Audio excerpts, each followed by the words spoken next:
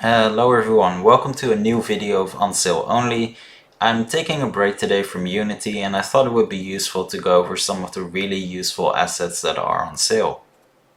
We're going to start off with the Power Tools Mega Bundle, which is really cool. It's yet again a really good deal for, considerably low price. So in the lowest tier we have a couple of assets I haven't even looked at. Tail Animator seems really cool. As the name suggests, it allows you to, animate tails, but in the examples they even use capes, etc. So for clothing, so definitely going to have a look at that.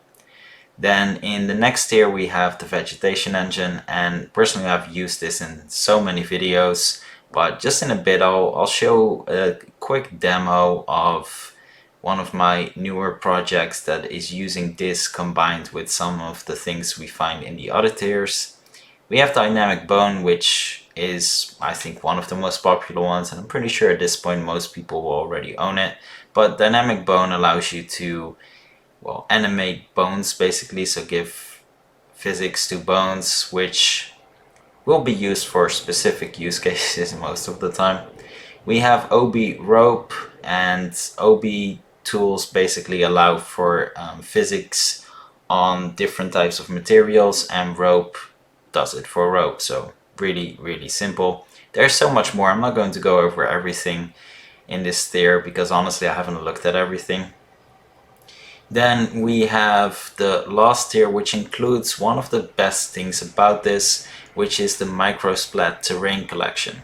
I am a huge Microsplat fan. I honestly think it's one of the best terrain tools there is. Just to be clear, what Microsplat does, and there's in this collection there's just so many different assets, but with Microsplat you can, well, texture your terrain in a really different way. So it allows for tessellation, it allows for tiling, terrain clusters, anti-tiling, sorry, terrain clusters, global textures, just so much. And I'm going to show a quick demo which just shows off some of the feature. I haven't even touched on everything yet. Then we have Polyview, which is a really simple but useful tool to create automatic LODs for objects that don't have that. And as a DAS user for one of my projects, I'm actually quite happy with that because those obviously don't come with any LODs. So pretty useful. And obviously there's one of the most popular UI assets bundled in as well, which is Doozy. I'm quite happy it's in there. I always thought the price was a bit steep, but that's simply because I didn't know what I could do with it yet. So I'm happy it's in there now, and it's pretty useful. But yeah, let's head over to the quick demo.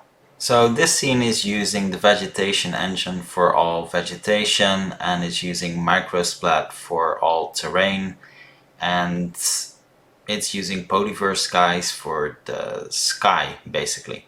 So Polyverse Skies is one of the random assets that is on sale as well, and it's, well, like the name suggests, it's a low poly sky type of look, but it's dynamic. The sun goes down when the directional light moves, etc. So it's actually really cool, and it allows you to tweak a lot of stuff.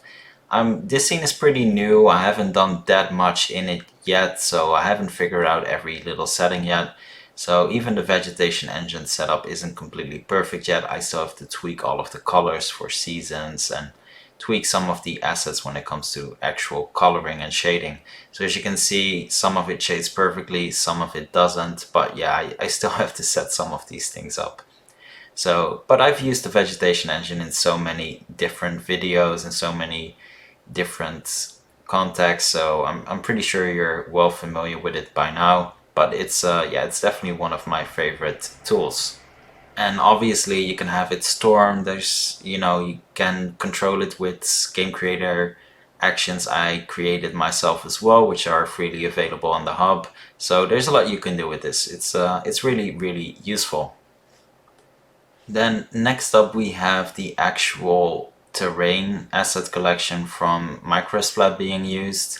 So I have only a couple of things set up for now. So we have basic terrain blending, shading, but I also have tessellation, I have wind and glitter, so you can see the particle effects flying over the terrain, and I have Trax set up as well, and puddles, for example.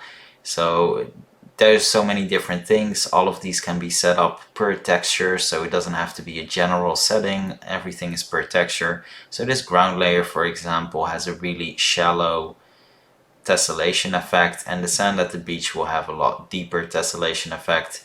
The grass will have no tessellation effect whatsoever. So it's pretty cool. You can deform the terrain while walking through it. You see some small puddles appear as well, as this will become better looking mud at some point. I have to tweak the textures a bit. And yeah, as you can see, at the beach it looks a lot nicer. The sand is a lot deeper, so you can deform it a lot more. So really, really cool. The ocean I'm using is actually a freely available asset if you are using default render pipeline. If you're using URP or HDRP, it is a paid asset. And the asset I'm talking about is called Crest. It's an ocean system and honestly amazing. I'll link it as well, as it's freely available for anyone using default render pipeline. So really cool. And the sky you're seeing here is, still the same Polyverse Skies, but I still have to play around with it, as there's a lot more you can do with it than what I'm doing right now. Next up we have living particles. This is one of those assets I never really got to use as much as I wanted. The potential here is absolutely amazing, but you definitely need to find use cases where you can properly use this. There's a lot of demos included, a lot of potential can be seen straight away, but it's definitely something I can imagine using during cutscenes, for example, as it clearly shows it has a really cool potential for that. So at the price it's being sold at right now, definitely worth checking out. Next up we have CS Post Effects. It's one of those assets that kind of feels like a must if you are using built-in render pipeline. The default post-processing stack is pretty good, but it doesn't really include that many different effects and it's quite limited. And one of the cool things here is that there's just so much included and some really cool effects that can be used for so many different use cases. So, definitely worth checking out. It's, at a sale price, it's definitely tempting for everyone to give it a try. So, would recommend trying this one out. Next up we have PBR Rocks Nature Pack. This is one of the first assets I bought for my HDRP project, simply because the rocks just look amazing. Now I do want to clarify, this runs on any different render pipeline, so it's not exclusive to HDRP or something like that. But the shaders on this are really amazing. You can basically just tweak the way the rocks look to match any type of environment. Have grass shaders, no shaders, snow shaders. It's really cool. It's really useful and, just a good set of rocks. I mean, they're rocks, how much can you say about it? And last but not least, we have Frank's Fighting Pack. Frank Climax releases a lot of animation packs, and this is one of those, well, two of those to be precise, as they are 2 packs combined. And honestly, it's a lot of fighting animation, so if you're looking for any type of melee combat, this is definitely worth checking out, as you get a bunch of animations for a really good price. So that's it for this episode of On Sale Only. There's a lot of good sales at the moment, and mostly all included in that Power Tools bundle, but there's definitely some random ones that are worth looking into as well. I didn't address everything and there will be things I will have missed, but these are just some picks that I found interesting. So I hope you enjoyed this. If you did, please hit like and subscribe, and I'll see you next time.